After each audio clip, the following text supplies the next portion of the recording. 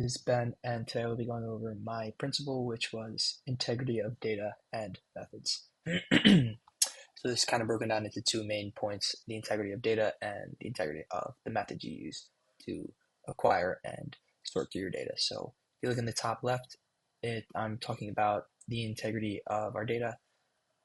Here I talk about communicating data sources, including data generation and collection. This is just saying how it's very important to cite sources from where you're getting your data, and that includes how you're generating your data and also how you're collecting your data. In order to ensure that you are being transparent, you're explaining how you are getting the numbers and the data that you are using. So then in the top right, I go a bit into the methods and talking about how it's important when using statistical methods to explain your methods and reasoning behind using said methods. So for example, if you're doing a statistical test such as a t-test, it is important to explain why you're using that, how you're going to use that to talk about your data, and from there, going step by step and explaining how you're using this to come up with answers to questions. Then in the bottom right, I get into how you must be transparent and communicate stated purpose and intended use for statistical practices.